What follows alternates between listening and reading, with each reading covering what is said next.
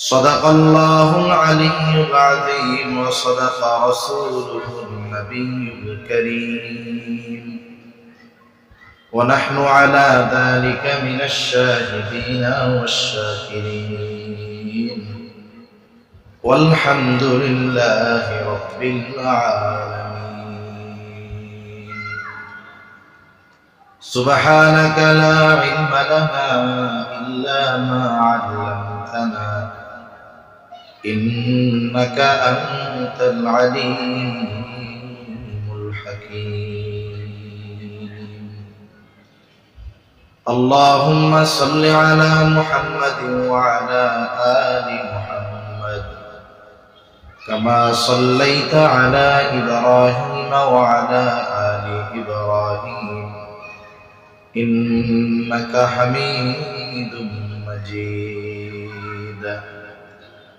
اللهم بارك على محمد وعلى آل محمد كما باركت على إبراهيم وعلى آل إبراهيم إنك حميد مجيد. الحمد لله. ঢাকা সিটির অন্তর্গত তেজগাঁও শিল্প এলাকায় জামিয়া ইসলামিয়া উত্তর বেগুনবাড়ি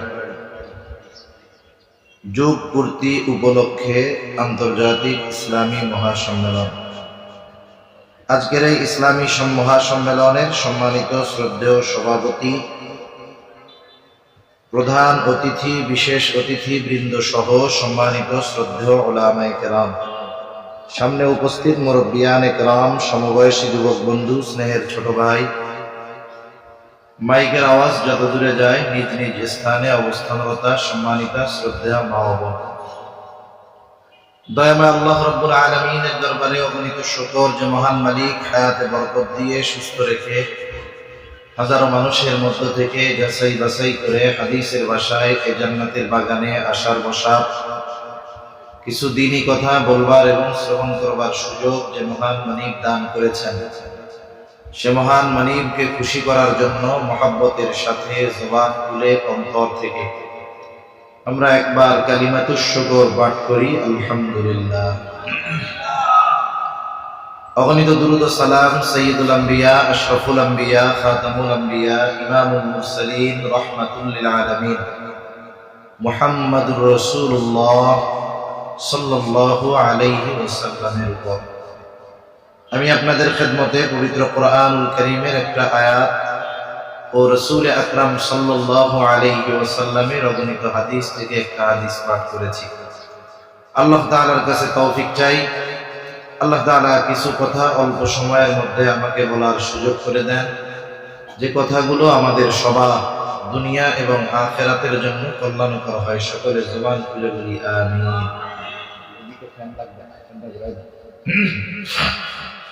অপারেটর ভাই আওয়াজটা ছাড়েন, কই গেছে কেন কেন করে খালি।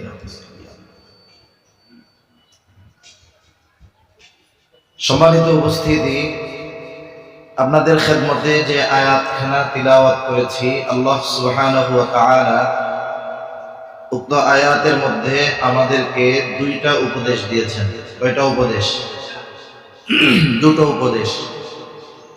এই আয়াতের তাফসীরে ইমাম শাফিঈ রাহমাতুল্লাহি আলাইহি বলেন, এই দুইটা জিনিস অর্থাৎ যেই দুইটা বিষয়ের ব্যাপারে উপদেশ আল্লাহ তাআলা দিয়েছেন, এই দুইটা বিষয় যদি কোনো মানুষের মধ্যে পরিপূর্ণ পাওয়া যায় তাহলে সে সফল মানুষ।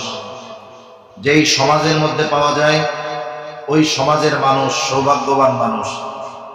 যেই দেশের মধ্যে পাওয়া যায় বলে সেই দেশের মানুষ সৌভাগ্যবান মানুষ।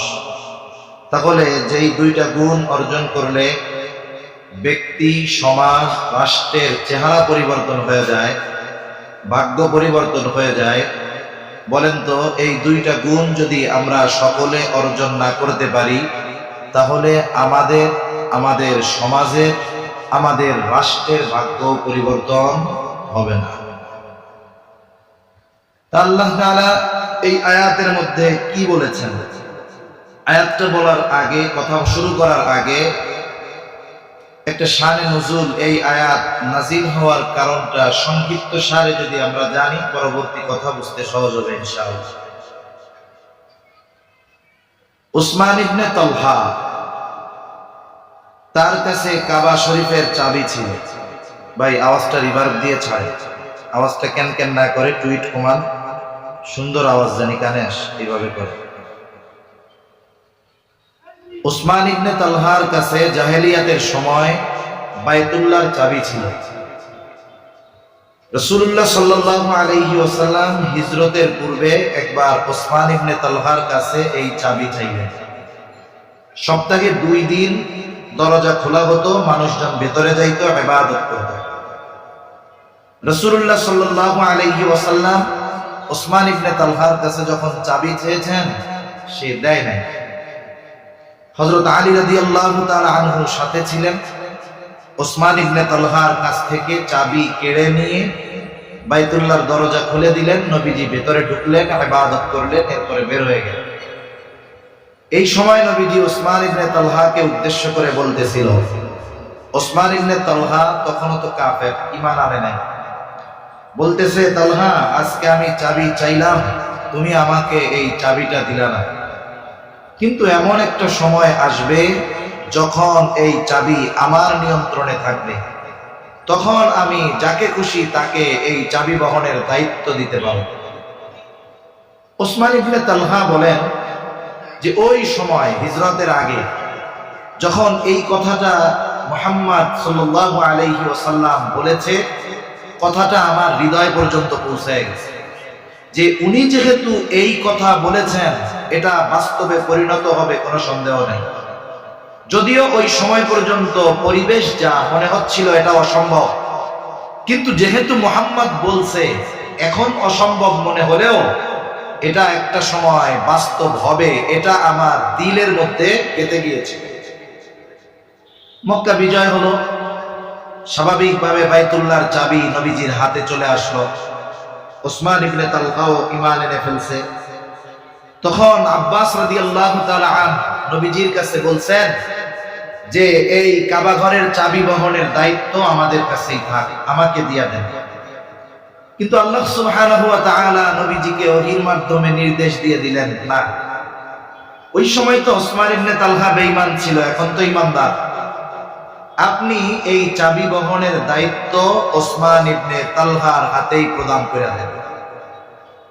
আল্লাহ তাআলা কি বলেন? আল্লাহ তাআলা বলেন, ইন্নাল্লাহা ইয়া'মুরুকুম আন তু'আদ্দুল আমানাতি ইলা আহলিহা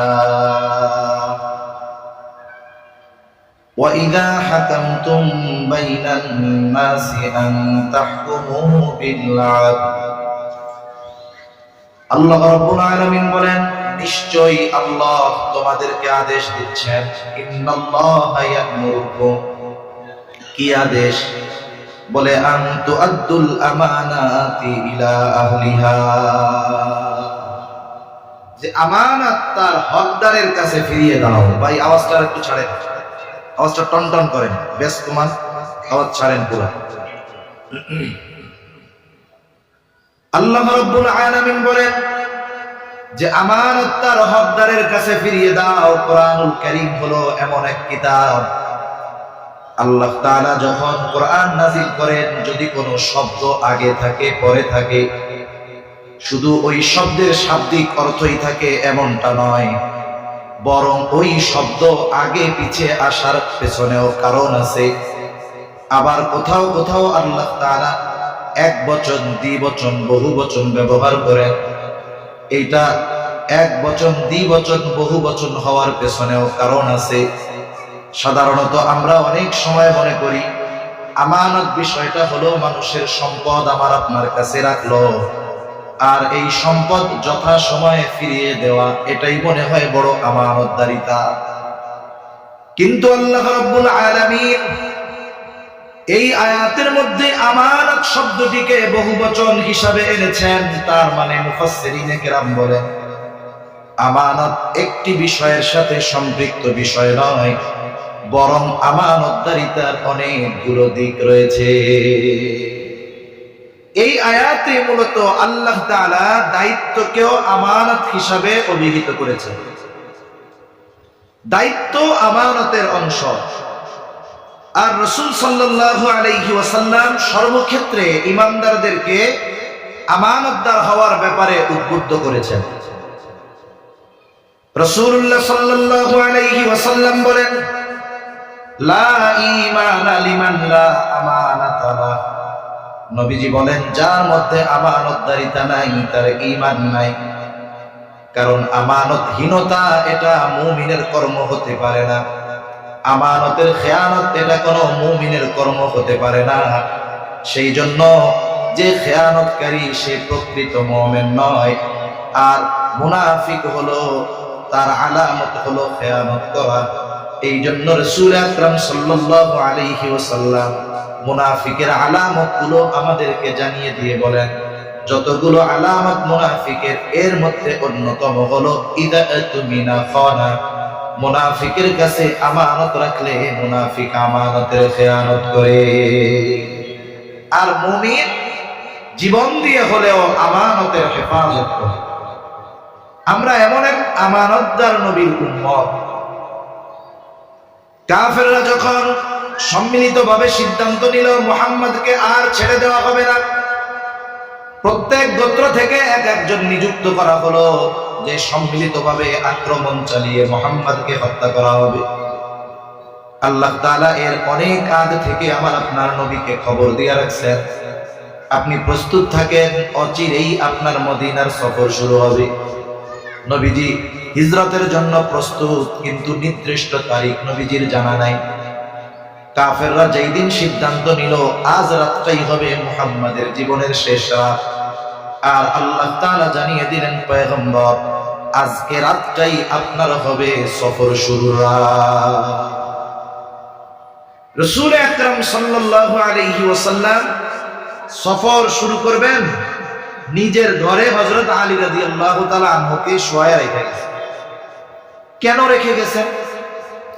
কারণ নবীজি যখন হিজরতের সফর শুরু করবেন, মদিনার উদ্দেশ্যে সফর শুরু করবেন, ওই সময়ও কাফেরদের অনেক সম্পদ আমার আপনার নবীর হেফাজতে ছিল। নবীজি এই আমানতদারিতার গুণ নবুয়তির পরে অর্জন করেছেন তা নয়, বরং কাফেররা আমার আপনার নবীজির নবুয়তির কমসে কম 20 বছর আগে আমার আপনার নবীজির উপাধি দিয়েছে আল আমিন। আমানতদার রাসূলুল্লাহ সাল্লাল্লাহু আলাইহি ওয়াসাল্লাম কাদের আমানত ফিরিয়ে দেওয়ার ব্যবস্থা করে সফর শুরু করেছেন? বলে যারা তাকে হত্যা করার জন্য ঘর ঘিরে রাখছে। রাসূল সাল্লাল্লাহু আলাইহি ওয়াসাল্লাম আলী রাদিয়াল্লাহু তাআলা আনহুকে বললেন, আলী, আমানতের বস্তুগুলো যথাযথভাবে প্রত্যেক হকদারের কাছে পৌঁছিয়ে দিয়ে এরপরে তুমি মদিনার উদ্দেশ্যে রওনা হবা। শত্রু চতুর্দিকে ঘিরে রেখেছে, শত্রুর সম্পদ নবীজির কাছে। অথচ চিন্তা করেন আমরা হলে কি করতাম? আমরা চিন্তা করতাম যারা আমাকে মারতে চায় এদের সম্পদ ফেরত দেওয়ার কি দরকার, এইগুলা নিয়ে গেলেই তো হবে। কিন্তু নবীজি ওই কঠিন সময়ও যাদের কারণে মক্কা ছেড়ে যাওয়া লাগতেছে, যারা নবীজিকে হত্যা করার জন্য চতুর্দিকে ঘিরে রেখেছে, তার দুশমনদের আমানতের বস্তু ফিরিয়ে দেওয়ার ব্যবস্থা না করে হিজরত শুরু করেন না। কেমন আমানতদার নবী ছিলেন আমাদের নবী! কাফেররাও আমার আপনার নবীর আমানতদারিতায় মুগ্ধ হয়ে অনেক অমুসলিম ঐতিহাসিক নবীজির ব্যাপারে মন্তব্য করেছে যে মুহাম্মদ এমন একজন আমানতদার ব্যক্তি ছিলেন যে তার ঘোর দুশমন নিশ্চিন্তে নির্দ্বিধায় তার সবচাইতে দামি সম্পদটা মুহাম্মাদের কাছে নিশ্চিন্তায় আমানত রাখে। সুবহানাল্লাহ। অথচ দেখা যাচ্ছে, বলিয়ান বাড়ান ভাই, ছাড়েন আরো আওয়াজ, কার্পণ্যতা করেন কেন? ছাড়েন, সুন্দর হয়েছে। প্রথম হলো হাত দিয়ে দেখাই যে করেছে, আবার আমি তো জোরে কইতেছি না, মাইক কাটবো। তাহলে রাসূল আকরাম সাল্লাল্লাহু আলাইহি ওয়াসাল্লামের ব্যাপারে অমুসলিম ঐতিহাসিক বলতেছে যে তার ঘোর দুশমনও তার কাছে নির্দ্বিধায় সবচেয়ে দামি বস্তুটা আমানত রাখতো। সে জানে আমি যতই মুহাম্মাদের উপরে আঘাত করি না কেন, এই কারণে সে আমার আমানতের খেয়ানত করবে না। এমন আমানতদার নবী আমাদের, আমরা সেই নবীর উম্মত, কিন্তু আমাদের আমানতদারিতার অবস্থা খারাপ। তাহলে আসেন একটু আমানতদারিতার ব্যাপারে ধারণা নেই। প্রথমত, আয়াতের মধ্যে আমানাত শব্দটা বহুবচন হওয়ার দ্বারা এই বিষয়টা সুস্পষ্ট হয়ে গেছে যে আমানত একটা বস্তুর মধ্যে নয়, বরং অনেক কিছুর মধ্যে আমানতদারিতা নিহিত রয়েছে। এক নাম্বার, লেনদেনের মধ্যে আছে আমানতদারিতা, এটা কম বেশি সবার জানা আছে। দুই নাম্বার, কথাও কিন্তু আমানত হয়। রাসূল আকরাম সাল্লাল্লাহু আলাইহি ওয়াসাল্লাম বলেন, ইদা হাদাসার রাজুলু সুম্মা ইলতাফাতা ফাহিয়া আমানাতু। নবীজি বলেন, যখন কোন মানুষ কথা বলে আর এদিকে সেদিকে তাকায়, তার কিছুই বলার প্রয়োজন নাই, কথা বলার সময় ডানে বামে তাকালো, এটার দ্বারাই এই কথাটা যার কাছে বলে তার কাছে আমানত হয়ে যায়। ডানে বামে তাকিয়ে যদি কেউ কোনো কথা বলে, সাধারণত আমরা কি বুঝি যে সে যে কথাটা আমাকে বলতেছে এটা আমি ব্যতীত অন্য কেউ যেন না শুনতে পারে। কিন্তু আমাদের অভ্যাসটা শুধু যদি ওই লোক বলে যে হুজুর আপনার কাছেই বললাম, আপনি আর কারো কাছে বললেন, কাজ শেষ। আমি যতক্ষণ আরেকজনের কাছে না বলি ততক্ষণ আমার আর ভালো লাগে না। বাঙালি মিলিয়ন মিলিয়ন ডলার খেয়ে হজম করে ফেলতে পারে, কিন্তু কথা সহজে হজম করতে পারে না। এবার কি হয়, আমাদের অভ্যাস যেটা, ওই লোকটা চোখের আড়াল হওয়ার আগে আরেকজনকে ডাক দিয়ে বলে, ভাই শোনো, লোকটা আমার কাছে কি বলছে জানো? বলে না। বলে আমাকে খুব বিশ্বাস করে, একটা গোপন কথা তার ব্যাপারে বলছে, কারো কাছে বলতে মানা করছে, আমি শুধু তোমার কাছে বললাম, তুমি কিন্তু আর কারো কাছে বইল না। এইবার ওই লোক আরেকজনের কাছে যায়, বলে হুজুর কি মিথ্যা কথা কয় নাকি? বলে না। বলে হুজুর আমাকে খুব বিশ্বাস করে, অমুকের ব্যাপারে এই কথা বলছে, আমি শুধু তোমারে বললাম, তুমি কিন্তু কাউরে কইও না। এইবার করতে করতে সকালে যেই কথা আমার কারো কাছে বলা মানা ছিল, দুপুর হতে হতে 100 জনের কানে এই কথাটা পৌঁছিয়ে যায়। যে যার কাছে বলে খালি কি বলে, তোমারে বললাম, তুমি কিন্তু কাউরে কইল না। এখন বলেন, এই কথা একজনের কাছেও পৌঁছানো মানা ছিল, পৌঁছায় গেছে 100 জনের কাছে। খেয়ানত আর একটা নাই, খেয়ানত 100 হয়ে গেছে। যদিও আমি বলছি একজনের কাছে, কিন্তু এই খেয়ানতের শুরুটা তো আমার দ্বারা হয়েছে নাকি?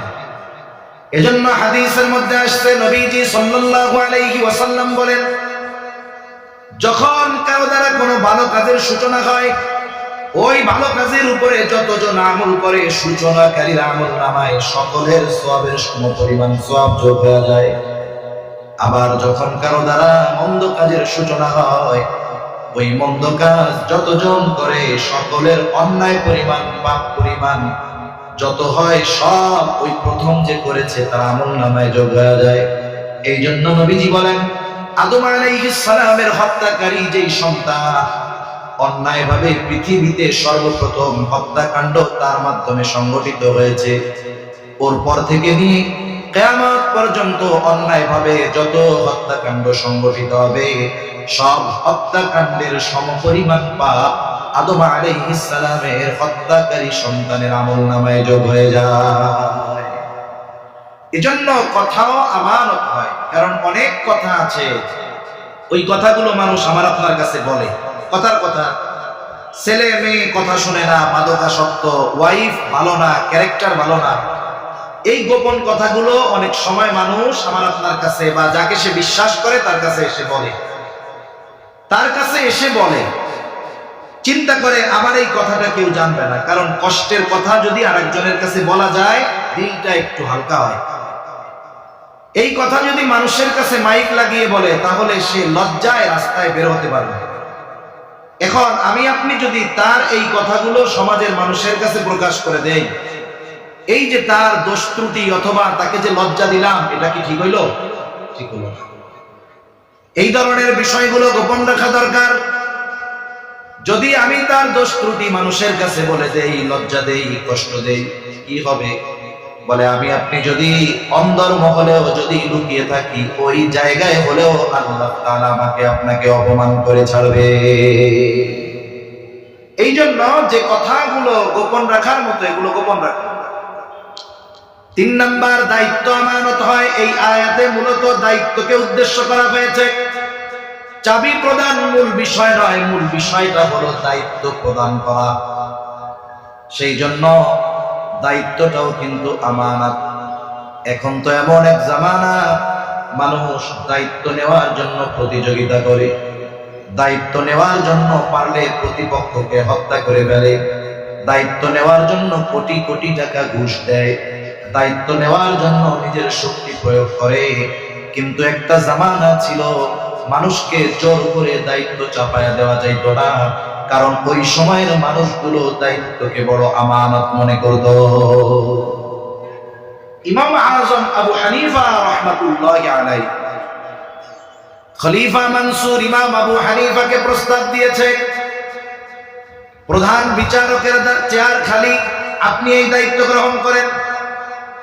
প্রধান কাজী প্রধান বিচারকের দায়িত্ব নেন। ইমাম আবু হানিফা সকলের সামনে খলিফার প্রস্তাব ফিরিয়ে দিল। খলিফা মনসুর রাগান্বিত হয়ে গেছে যে এত বড় প্রস্তাব আমি দিলাম, মানুষের সামনে মুখের উপরে প্রস্তাব ফিরিয়ে দিল, কত বড় সাহস। মানুষের মধ্যে কয়েক সময় গরম থাকে বেশি, কিছু গরম থাকে পোশাকের গরম। যেমন অনেক প্রশাসনের লোক আছে, পুলিশ, আর্মি, এয়ারফোর্স, জিজ্ঞাসা করবেন স্বাভাবিক সময় তার মেজাজটা একরকম থাকে, কিন্তু ইউনিফর্ম যখন পরে মেজাজটা আর একরকম হয়। পোশাকের এক অহংকার থাকে, ক্ষমতার আর একটা অহংকার থাকে। ক্ষমতার অহংকারে জর্জরিত মনসুর ইমাম আবু হানিফার মর্যাদা বুঝতে সক্ষম হলেন না। হাতের মধ্যে একটা চাবুক ছিল, চাবুকটা দিয়ে ইমাম আবু হানিফার গায়ে বাড়ি মেরে দিয়েছে। আমার মতো মোল্লা যদি সরকার পিটায় কিছু পাওয়ার নাই, ইমাম আবু হানিফাও কিছু বলেন নাই। খলিফা মনসুর রাজপ্রাসাদে ফিরে গেলেন। খলিফা মনসুরের এক চাচা বলে, মনসুর, কাজটা কিন্তু ভালো হয় নাই, আবু হানিফার গায়ে চাবুক দিয়ে আঘাত করেছো, এটা অন্যায় করেছো, যথাদ্রুত সম্ভব তুমি আবু হানিফার কাছে ক্ষমা চাও।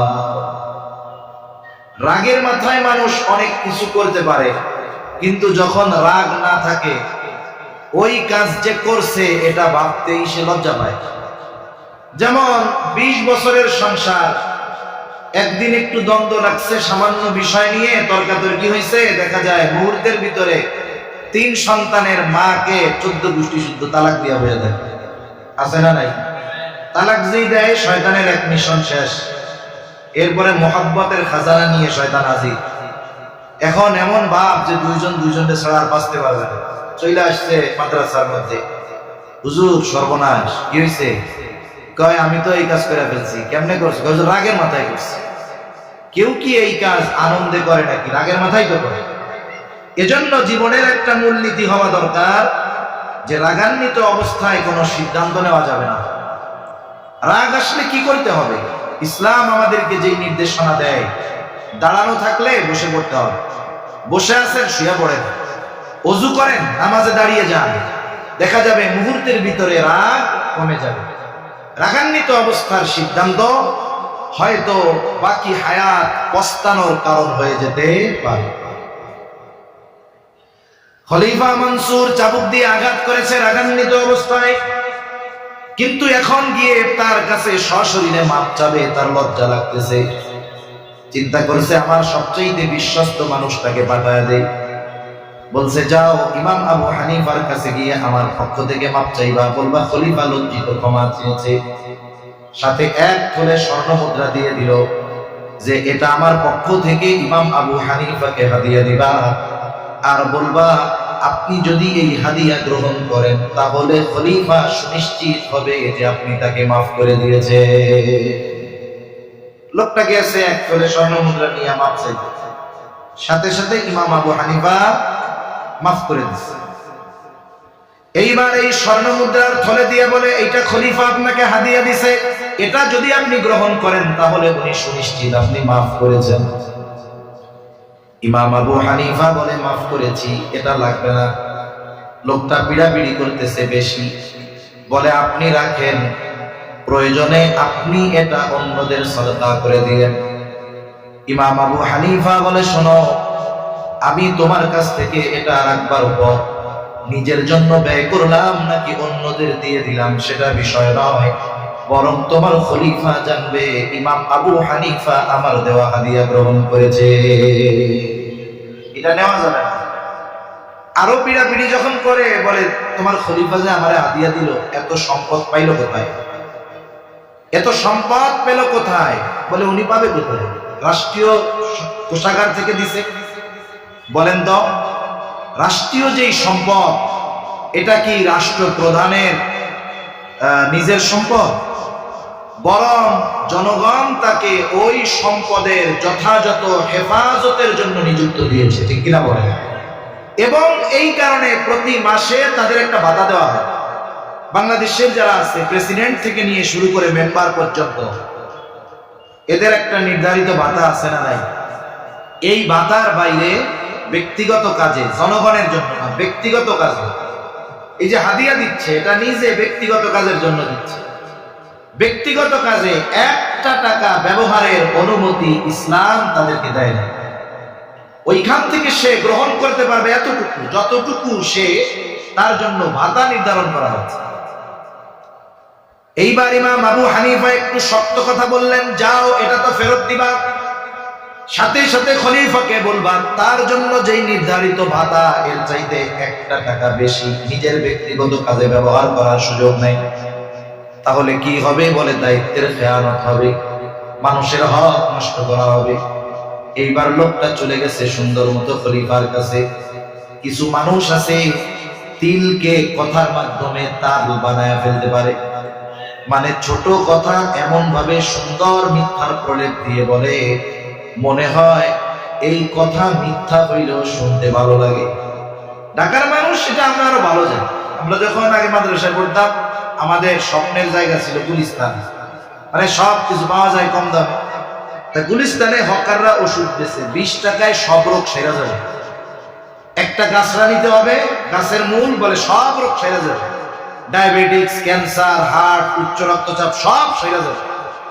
এখন বলেন তো, ওই মজলিসের এক একজনকে আলাদা করে যদি জিজ্ঞাসা করা হইতো, আপনার কি বিশ্বাস হয় যে এই এক গাছের শেকড়ে সব রোগ চলে যাবে? বলবে না হুজুর, এটা মিথ্যা কথা। দেখেন, উনি দৃঢ়ভাবে বিশ্বাস করে মিথ্যা কথা, কিন্তু এরপরেও ওই মিথ্যা কথা শুনতে মজা লাগে। কেন? কারণ মিথ্যাটা এত সুন্দরভাবে সাজায়া গুছায়া কয়, অবিশ্বাস হইলেও শুনতে খুব ভালো লাগে। তা ওই ব্যক্তি গিয়া খলিফার কাছে একেবারে এই কথাটাকে আরো রসকস দিয়া যখন বলছে, খলিফা আরো রাগ। এইবার বাহিনী পাঠায় দিছে, এত বড় স্পর্ধা আমার ব্যাপারে এরকম বলে, যাও আটক করো, জেলখানায় আটকাও। ইমাম আবু হানিফাকে জেলখানার মধ্যে আটকানো হলো, চাবুক দিয়ে আঘাত করা হয়, আর বলা হয় আপনি যদি প্রধান বিচারকের দায়িত্ব গ্রহণ করেন ছেড়ে দেওয়া হবে। ইমাম আবু হানিফা চাবুকের আঘাতে জর্জরিত, তবুও দায়িত্ব গ্রহণ করেন না। ঐতিহাসিকদের থেকে দুইটা মত পাওয়া যায়।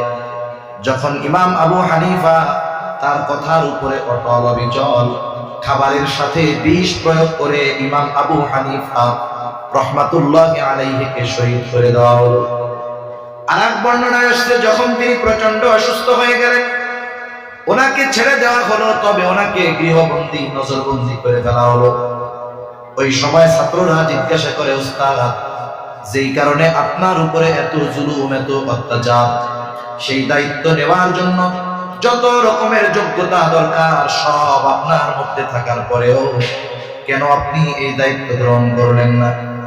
ইমাম আবু হানিফা বলে, শোনো, আমি যেই দায়িত্ব নেই নাই সেই দায়িত্বের ব্যাপারে কিয়ামতে আল্লাহ আমাকে জিজ্ঞাসা করবে না, কিন্তু দায়িত্ব নেবার পর যদি দায়িত্বের কোনো ত্রুটি বিচ্যুতি হয়ে যায়, তাহলে কিয়ামতের দিন আল্লাহ তাআলার সামনে খেয়ানতের বোঝা নিয়ে আমাকে উপস্থিত হওয়া লাগবে।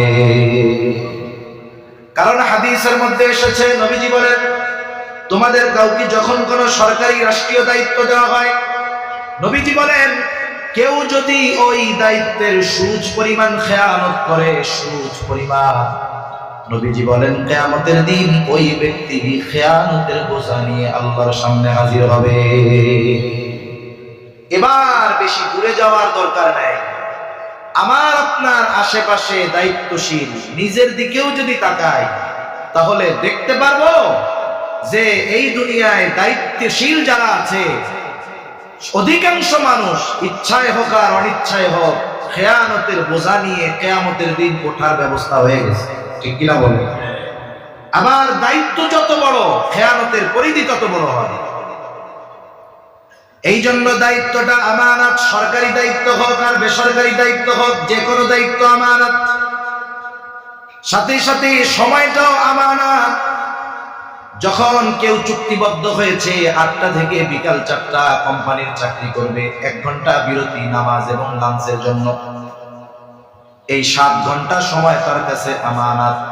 কর্ম ফাঁকি দিয়ে এই সময়টাতে সে যদি নিজের কাজে ব্যয় করে, মোবাইল দেখে ব্যয় করে, তারপরে বাথরুমে গিয়ে সময় ব্যয় করে, তাহলে মাস শেষে যদি এই সময়ের বিপরীতে পরিপূর্ণ অর্থ গ্রহণ করে, কোনো সন্দেহ নাই ওই ব্যক্তিও খেয়ানতকারীদের তালিকায় অন্তর্ভুক্ত হয়ে যাবে। এজন্য সময় আমানত। এই 4টা বিষয় আমানত সম্পর্কে যদি আমরা অর্জন করতে পারি, আমাদের জন্য প্রকৃত আমানতদার মুমিন হওয়া সম্ভব। তাহলে আল্লাহ তাআলা 2টা নির্দেশ করেছিলেন। 1 নাম্বার মূল কথা হলো আমানতদারিতার গুণ অর্জন করতে বলেছে, যদিও ওই ঘটনাকে কেন্দ্র করে আয়াত নাযিল হয়েছে, কিন্তু উদ্দেশ্য কি? আমানতদার হওয়া সর্বক্ষেত্রে। 2 নাম্বার আল্লাহ তাআলা বলেন وَإِذَا حَكَمْتُمْ بَيْنَ النَّاسِ أَن تَحْكُمُوا بِالْعَدْلِ। আল্লাহ তাআলা বলেন যখন তোমরা মানুষের মধ্যে বিচার আচার করবা, ন্যায় বিচার করবা, শত্রুও যদি আমার আপনার কাছে বিচার প্রার্থী হয়, শত্রুর প্রতি বিদ্বেষের কারণে অবিচার করা যাবে না। আল্লাহ তাআলা কোরআনুল কারীমের মধ্যে বলেন ওয়ালা ইয়াজরিমান্নাকুম শানাআনু কওমিন আলা আল্লা তা'দিলু ই'দিলু হুয়া আকরাবু লিত-তাকওয়া। আল্লাহ রাব্বুল আলামিন জানায় দেন কোন কওমের প্রতি বিদ্বেষের কারণে তোমরা তাদের উপরে অবিচার করার জন্য প্ররোচিত হবা না, বরং কি করবা? ই'দিলু, ন্যায় বিচার করো। হুয়া আকরাবু লিত-তাকওয়া, এটা তাকওয়ার অধিক নিকটবর্তী। তাহলে বিচারকদের জন্য আল্লাহর নির্দেশ হলো শত্রুও যদি বিচার প্রার্থী হয়, তার প্রতি বিদ্বেষের কারণে, শত্রুতার কারণে অবিচার করা যাবে না।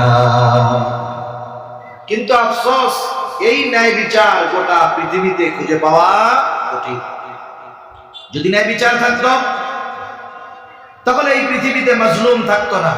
ন্যায় বিচার যদি গোটা দুনিয়ায় থাকতো তাহলে ফিলিস্তিনের প্রায় 1.5 লক্ষ নিরস্ত্র নিরহ মানুষকে নির্মমভাবে শহীদ করা হতো না। ঠিক কিনা বলুন? কোথাও ন্যায় বিচার নেই। আর ন্যায় বিচার করার এবং ন্যায় বিচার মেনে নেওয়ার মন মানসিকতা আমাদের মধ্যে নেই। আমি যদি একটু প্রভাবশালী হই, আমি ন্যায় বিচার মানতে রাজি নাই। তাই আমার বিপক্ষে কেন যাবে? সব আমার পক্ষে থাকতে হবে। অথচ ন্যায় বিচারের উত্তম দৃষ্টান্ত উপমা নবীজি দেখিয়ে গেছে। সাহাবায়ে কেরাম এর উত্তম উপমা। আমি 2টা ছোট ছোট উদাহরণ ঘটনা পেশ করে আলোচনা শেষ করে দেব ইনশাআল্লাহ। খলিফাতুল মুসলিমিন হযরত ওমর রাদিয়াল্লাহু তাআলা বাজারে গেছে, এক ইহুদির কাছ থেকে ঘোড়া কিনেছে, আহলে কিতাব। তার কাছ থেকে একটা ঘোড়া কিনে সুন্দর মতো দেখে শুনে যাচাই বাছাই করে বাজারের বাইরে গেছে। ঘোড়ায় যেই উঠতে গেছে দেখে ঘোড়ার পায়ে সমস্যা। এক সময় গুলিস্তানে খুব বেশি টানা মোবাইল বিক্রি হতো। যারা বিক্রয় করতো এরা কঠিন চিজ, অনেকজন এরকম ধরা গেছে। ওই সময় একটা ক্যামেরা ফোন আসছে, খুব নাম করা নোকিয়া N72 ক্যামেরা ফোন। এখন এটার দাম যদি 40,000 হয়, গুলিস্তানে এটা 5-7 হাজারে পাওয়া যায়। গেছে একজন কিনতে, সুন্দর মতো ওকে ফোনটা দেখায় দিছে, চালু করে দিছে। বলে ফোন ঠিক আছে তো? টাকা বের করে, টাকা বের করে। এবার ফোনটা পকেটে ঢুকাইছে। সিমিলার আর একটা জিনিস ফোন ওর পকেটে আছে, এক্সচেঞ্জ করে ওইটা আবার ওর হাতে দিয়ে দিছে। দিয়ে বলে বাড়ি দেখছেন তো সব, কোনো সমস্যা আছে না? টাকাটা দেন। বাড়ি গিয়া সিম ওপেন করে তাড়াতাড়ি যান। এরিয়া নিরাপদ না। ও একটু পরে গেছে, সিম ওপেন করতে যায়, খুলে না, কি রে? এবার খুললে মুল্লা দেখে ভিতরে একটা লাক্স সাবান মিলে দেওয়া, উপরে সব ঠিক আছে, ভিতরে কি সাবান? লাক্স সাবান। এখন বেশে সুন্দর মতো দেখে শুনে কিনে বাইরে গেছে, উঠতে গেছে, পায়ে সমস্যা, ওরা নিয়ে ফেরত আসে। এসে বলে, এই তুমি আমার খারাপ করে দিছো কেন? বলে না, ভালো ঘোড়া দিয়েছি। দুজনের মধ্যে তর্কাতর্কি শুরু হয়ে গেছে। অর্ধ জাহানের শাসকের সাথে তর্ক করতেছে একজন ইহুদি। চিন্তা করা যায়। হযরত ওমর রাদিয়াল্লাহু তাআলা আনহু বলেন, তোমার আর আমার মধ্যে এই বিষয়ের মীমাংসার জন্য তৃতীয় আরেকজনকে তুমি বিচারক হিসাবে মানো। দেখে সামনে দেখা যায় সুরাই। ইহুদি বলে, খলিফাতুল মুসলিমিন, আমার আর আপনার মধ্যে এই সমস্যা নিরসন করবে সুরাই। সে যা ফয়সালা দিবে আমরা মাইনা নিবে। বলে, হ্যাঁ ঠিক আছে। এবার সুরাই আসছে। দুইজনের কথাই সমগুরুত্ব সহকারে শুনেছে, বাদী বিবাদী উভয়ের কথা। নবীজি বলেন, বিচারক যখন বিচার করবে, বাদী বিবাদী উভয়ের কথা সমগুরুত্ব সহকারে শুনতে হবে। এর উপরে ভিত্তি করে ইনসাফের সাথে রায় দিতে হবে। দুইজনের কথা শোনার পরে বলে, খলিফাতুল মুসলিমিন, আপনি কি চান? বলে, আমি চাই সে ঘোড়াটা ফেরত নিবে। বলে, অবশ্যই সে ঘোড়া ফেরত নিতে বাধ্য। তবে একটা জিনিস আপনি বলেন, আপনি যখন তার কাছ থেকে ঘোড়া বুঝে নিয়েছেন তখন কেমন ছিল? বলে, যখন বুঝে নিয়েছি তখন তো কোনো সমস্যা ছিল না। কখন সমস্যা দেখা দিছে? বলে, বাজারের বাহিরে গেছি, ঘোড়া তখন দেখি সমস্যা। তার মানে বেচা কেনার মজলিসের মধ্যে এই ত্রুটি ধরা পড়ে নাই। এখন কি হলো? বলে, খলিফাতুল মুসলিমিন, আপনি যেহেতু তার থেকে ভালো ঘোড়াই বুঝে নিয়েছেন, এখন যদি আপনাকে ফেরত দিতে হয়, অবশ্যই যেমনটা তার কাছ থেকে বুঝে নিয়েছেন তেমনটাই আপনাকে ফেরত দিতে হবে। রায় খলিফার পক্ষে গেছে না বিপক্ষে গেছে? মনে করেন পৃথিবীর এমন দেশ, যেই দেশে এক বিচারক এমন এক রায় দিছে, লিগ্যাল রায়, সরকার প্রধানের বা তার দলের বিপক্ষে গেছে। প্রধান বিচারকের বাইসা থাকাই কঠিন, যদিও সে মুসলিম না। আবার সৌভাগ্য আমেরিকা চলে গেছে, ঠিক কিনা বলেন? ন্যায় বিচার মানতে রাজি নেই। পাতি নেতা হইলেও ন্যায় বিচার মানতে রাজি নেই। খলিফাতুল মুসলিমিন একটু পরেই বলে, হ্যাঁ সুরাই, এটাই ন্যায় বিচার, এটাই ন্যায় বিচার। এই যে ন্যায় বিচার করলো, খলিফার বিপক্ষে রায় গেছে, খলিফা রাগ হন নাই, বরং বলতেছে, সুরাই, কুফার প্রধান কাজীর আসনটা খালি, আমি তোমাকে নিয়োগ দিয়ে দিলাম, আজকে থেকে তুমি কুফার প্রধান বিচারকের দায়িত্ব পালন করবা। এইবার সে চলে গেছে। ওমর রাদিয়াল্লাহু তাআলা আনহুর সময়, তারপরে উসমান রাদিয়াল্লাহু তাআলা আনহুর সময়, আলী রাদিয়াল্লাহু তাআলা আনহুর খেলাফত কাল, আমিরে মুআবিয়া রাদিয়াল্লাহু তাআলা আনহুর সময়কাল, নিষ্ঠার সাথে ঐতিহাসিক অনেক রায় সুরাইয়ের মাধ্যমে দেওয়া হয়েছে। সর্বশেষ যেই কথাটা কই আলোচনা শেষ করি, নবীজি সাল্লাল্লাহু আলাইহি ওয়াসাল্লামের দরবারে এক চোরের বিচার হবে। চোর হলো মহিলা, কুরাইশ বংশের, মাখজুম গোত্রের বংশ, কুরাইশ গোত্র মাখজুম। সাহাবায়ে কেরাম চিন্তা করে, কুরাইশ বংশের মহিলার যদি চুরির কারণে হাত কাটা যায়, তাইলে ইসলাম বিদ্বেষী কাফেররা, ইহুদিরা এরা বলবে, দেখ নবীর বংশের মাইয়াও চোর। সাহাবায়ে কেরাম নবীর বংশের ব্যাপারে এরকম কথা হবে, এটাও বরদাস্ত করতে পারে না। তা চিন্তা করলো, হয়তো নবীজি জানে না, একটু খবরটা জানাই। যায়েদ রাদিয়াল্লাহু তাআলা আনহুর সন্তান ওসামাকে বলে, যাও তোমার নানার কাছে গিয়ে বলো, নানা, যেই মহিলার হাত কাটা হবে সেই মহিলা কুরাইশ বংশের। নবীজির কাছে গিয়ে ওসামা বলছে, নবীজি বুঝে গেছে এটা ওসামা নিজের থেকে বলে নাই, শিখায় দেওয়া হয়েছে। হুজরা থেকে নবীজি বের হয়ে আসলেন, এসে বলে, তোমরা কি আমাকে এমন বিষয়ের জন্য সুপারিশ করতেছ যেই বিষয়ের শাস্তি কার্যকর করার নির্দেশ আল্লাহ তাআলা দিয়েছে? নবীজি এবার খুতবা দিলেন, বলে, তোমাদের আগে বহু সম্প্রদায়কে আল্লাহ তাআলা এই কারণে ধ্বংস করে দিয়েছেন। তাদের মধ্যে যখন কোন শরীফ বংশের মানুষ চুরির অপরাধে আটক হতো, সম্ভ্রান্ত মানুষ শাস্তি দেওয়া হতো না, ছেড়ে দেওয়া হতো। একই অপরাধে যখন কোন দুর্বলকে আটক করা হতো, শাস্তি দেওয়া হতো। এই কারণে তোমাদের পূর্বে বহু কওমকে আল্লাহ তাআলা ধ্বংস করে দিয়েছেন। নবীজি এবার বলেন, ওয়াইমুল্লাহ, আল্লাহর শপথ, লাউ আন্না ফাতিমাতা বিনত মুহাম্মদ সারাকাত লাকাতাতু ইয়াদাহা, নবীজি বলেন আল্লাহর শপথ, যদি মুহাম্মাদের কন্যা ফাতেমাও চুরি করত, আমার কন্যা খাতুনে জান্নাত এটা দেখা হতো না, অবশ্যই তার হাতটাও আমি কেটে দিতাম। তাহলে ন্যায় বিচারের উত্তম দৃষ্টান্ত উপমা এর চেয়ে কি হতে পারে? এই দুইটা আদেশ করে আল্লাহ তাআলা বলেন ইন্নাল্লাহা নি'মা ইয়া'iদুকুম বিহি। আল্লাহ কতই না সুন্দর ওয়াজ তোমাদেরকে করলেন, এখন এই ওয়াজের উপরে কি আমল করি কি করি না আল্লাহ দেখেন কি দেখেন না? এই ওয়াজ, আল্লাহর ওয়াজ শ্রবণ করার পরে কি আলোচনা সমালোচনা আমরা করি, কেউ না শুনলেও আল্লাহ শ্রবণ করেন কি করেন না? কেমন যেন আল্লাহ বলেন, বান্দা কি করো আর কি বলো আমি সব দেখি শুনি। কেন? ইন্নাল্লাহা কানা সামিআন বাসীরা, নিশ্চয়ই আল্লাহ তাআলা সর্বশ্রোতা সর্বদ্রষ্টা। সর্বপ্রথম আমরাও চাই আমানতদার ন্যায়পরায়ণ শাসক হোক, এজন্য আগে আমাদেরকে আমানতদারিতা ও ন্যায়পরায়ণতার গুণে গুণান্বিত হতে হবে। তা না হলে কি হবে? সময়ের পরিবর্তনে শাসকের চেহারার পরিবর্তন হবে, চরিত্রের পরিবর্তন হবে না। আল্লাহ তাআলা আমাদের সকলকে প্রকৃত আমানতদার ও ন্যায়পরায়ণ হওয়ার তৌফিক দান করেন। আমিন। ওয়া আখিরু